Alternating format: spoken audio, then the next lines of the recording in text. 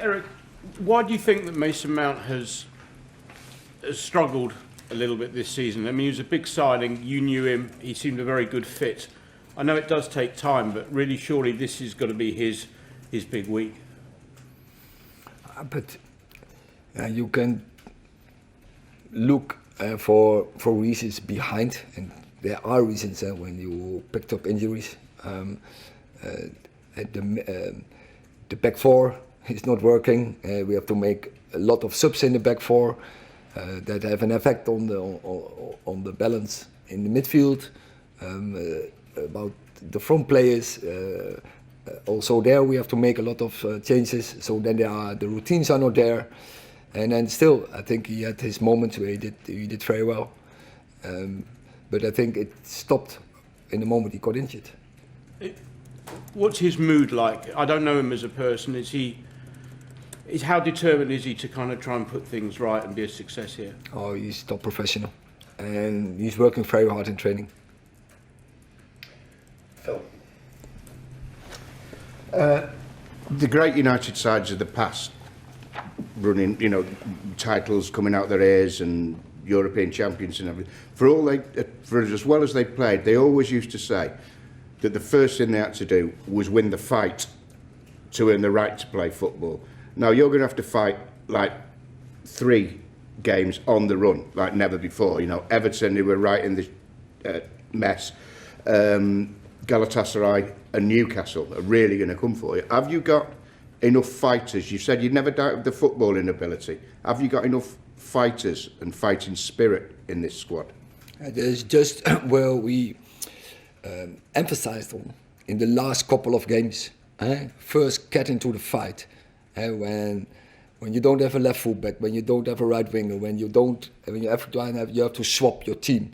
Maybe the routines are not 100% working, but make sure you get that foundation by get into the fight, and make sure you run harder as your opponent. You cover each other.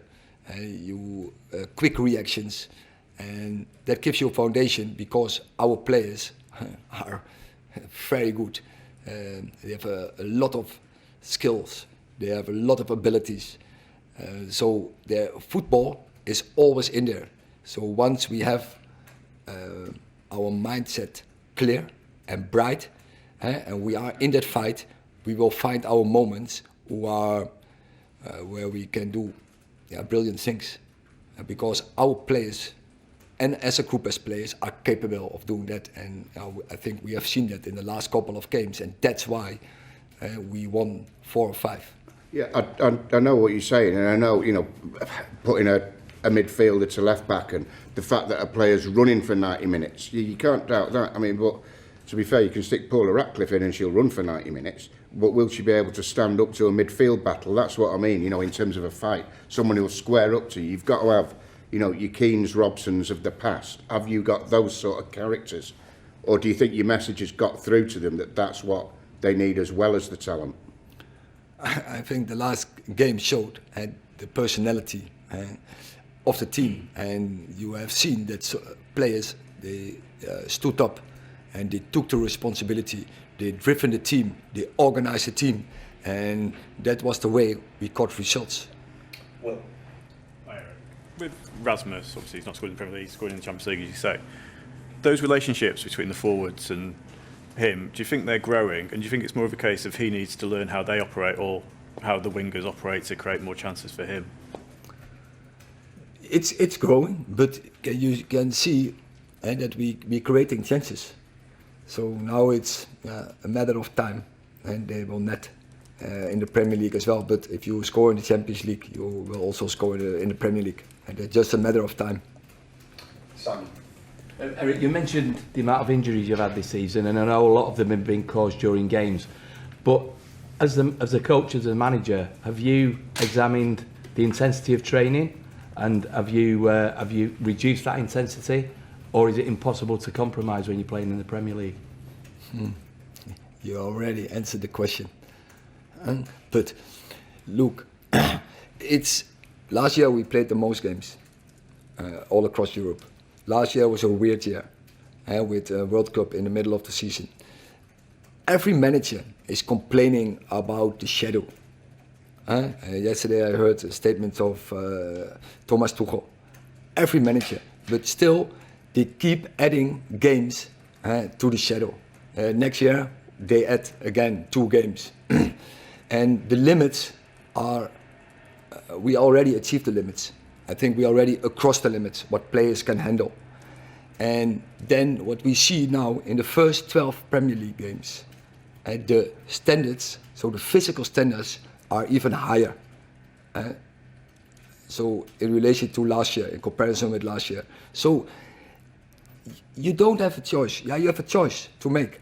Either you match it, and then you have to train it, and so you have to get preparation, or you drop off. So that is a decision that every club has to make, every team has to make, every individual has to make. And what was your decision been? That you must train with full intensity, regardless of the injury situation? No, I don't tell you that. You have to do it smart.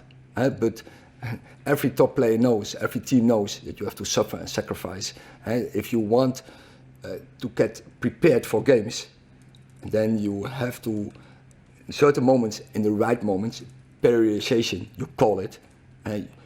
So you have to go to certain levels in your physical if you want to match those standards. And those standards are not set by us, no, it's set by the opposition. Last question, time. Hi Eric, just on the financial rules more generally. Obviously you couldn't do everything you wanted in the summer transfer window because United are trying to stay within the rules and financial fair play. When you see the Premier League investigating one club, have charged another club, have punished another club, does it feel sort of unfair to you at any point, or is it important that the Premier League take a strong stance to bring about that level playing field and that fairness when you guys are trying to stay within the rules and are suffering for it?